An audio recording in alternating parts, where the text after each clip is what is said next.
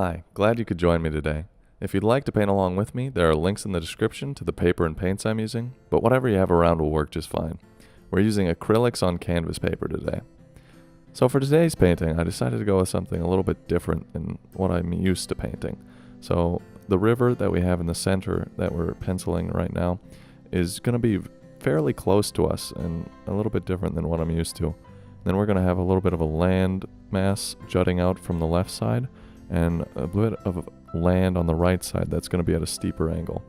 And then we're going to have some background indications of trees, and then we're going to throw in quite a few trees that we're going to throw in ourselves individually, which is going to be different. For the sky today, I decided to throw in a couple little clouds and a nice blue sky. And for those clouds, we're just using a swirling motion with the same brush that we used to blend out that sky. And now we're just going to go for a yellow ochre color for the base of our trees back there. And we're going to leave a little bit of space for where we want to have a little bit of snow left over. This yellow ochre is a good base color, and we can get a few different colors to roll with it that will look very nice together. And once we add some Viridian green and a little bit of, maybe even a little bit of crimson to it.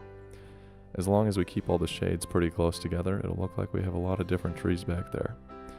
Maybe it's late fall and we've had the first snow, or maybe we're just getting some color back to the trees and there's some leaves, and as long as we fill this in with quite a bit of color, it'll look pretty nice. Just blending a few different shades that we can use. And there we are, adding a little bit of a red. Just some different leaves that we have in our trees to make it look nice. Adding some different colors to what we have down. It can look nice once you start adding in a few different shades, as long as they're in the same hue family. Now we're just throwing in where we want that snowbank to be. We're going to clean that up to where we want it to actually end up being. And put in some of those same colors that we have in the trees there, so maybe there's some grass peeking through. For these land masses on either side of this river here, we're going to want that to be rather snowy with some shade, so that's why we have white with some blue. And there I kind of blended a little higher than I wanted to. Kind of cuts away from how we want the land to lie. So we'll go over that later and change it back up. And you don't need to worry about things like that when you're painting, because you can always change it. You can always paint over your paint. Especially with these acrylics, they dry very quickly, and you don't have to worry about mixing mud and getting all these colors to blend together into just an awful brown color. You can really paint over things, truly paint over them, and you don't have to worry about things at all. We're just adding that white color where we want the snow to be on the left side in that landmass to reflect the snow on the other side and really hold that river in place. And when you're laying in your land, the more horizontal your stroke, the more horizontal your land will be. It sounds easy, but it's something that you need to keep in mind when you're laying in land. Otherwise it can look pretty strange. I decided to go with a very deep blue for this river to contrast with the shadows that we have going on in the snow. Thought the blue color looked nice in this painting with all the other colors we had going on.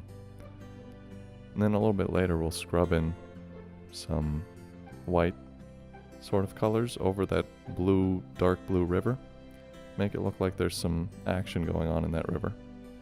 And we'll also throw a few little blue shadows on the snow that we have in those trees and on the left side of our river. And like I said earlier, a big part of this painting is going to be trees that we put in manually.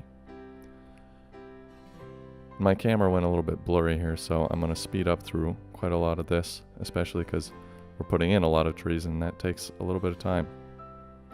I had some fun doing this though, really learning how to properly use trees in a painting when you're putting them in by hand.